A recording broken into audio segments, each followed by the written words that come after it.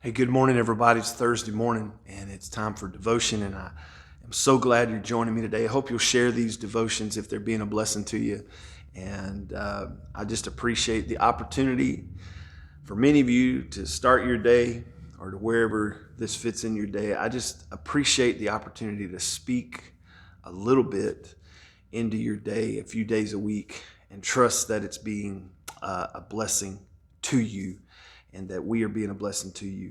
Listen, the scripture says this. It's a familiar story, and it's one that I know most of you know very, very well. But the scripture says that there was a woman who had an issue of blood. She had an issue of blood for 12 years. She spent all her money. She didn't get better. She got worse. Things were not well. And she heard that Jesus was coming through town. And I mean, what do you have to lose? And, you know, in her mind, I've spent everything. I'm broke. I'm busted. I'm disgusted with my life. Nothing is working the way that I need it to work. I'm an outcast from my family. I'm an outcast from my friends. I can't go to the temple. And I have done everything I know to do, but here's my last opportunity. This may be my last opportunity. Jesus is coming through. Don't know a lot about him, but I've heard that he has wonderful success. And I heard that he has wonderful results when he ministers to people's lives. And I believe if I can just get to where he is and touch the hem of his garment, and I could take some time here today and talk about the hem of the garment, what that means. Don't have time. Maybe I'll cover that in another devotion. But if I could just get to Jesus and just touch the hem of his garment, then I believe that I could be made whole. And so she does that. She presses through the crowd. You know the story. She presses through the crowd, touches Jesus, and Jesus stops the crowd. He's on his way to perform another miracle, but he stops here and takes care of this lady, and he says, virtue's gone from my body. Somebody's touched me. And she revealed herself, and everybody was skeptical, but she revealed herself, and Jesus touched her life. And an issue that had been bothering her for 12 years, that had been debilitating her life, an issue that had created so many problems in her life, was suddenly and completely healed, and she was restored. And all the time and energy she had spent trying to get healed, what happened in a moment with one touch from Jesus. And all the issue of her life, the flowing issue, the thing that continued to flow into her life and affect every area of her life, was suddenly healed when she touched Jesus. Now, let me ask you something. Do you believe that there is life beyond your issues?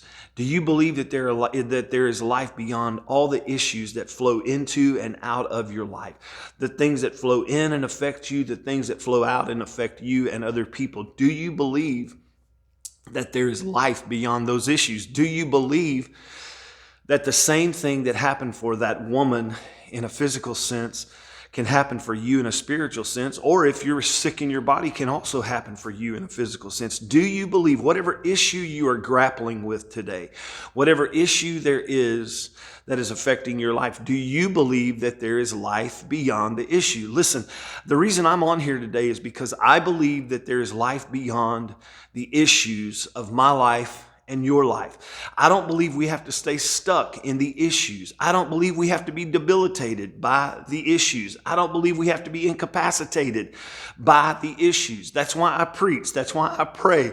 That's why I continue to do what I do, because I believe that faith puts us into a place where we can experience life beyond the issues. I'm talking about a faith. Listen, Jude said this in verse 3 of the writing of Jude. He said, I'm going to contend earnestly for the faith that was once delivered to the saints. And listen, the faith that was delivered to the saints, the faith that Jude was talking about, was not a weak, it was not an anemic, it was not a powerless, insufficient, backwater brand style of faith. It wasn't a discounted brand of faith. The kind of faith that was delivered to them, and the kind of faith that is available to you and to me for the issues of our life today, is an overcoming kind of faith. The faith that I'm talking about that will move beyond the issues of your life is a faith that that causes walls to fall down. It breaks through crowds. It walks on water in the middle of the storm. The faith that we choose, to preach and to practice,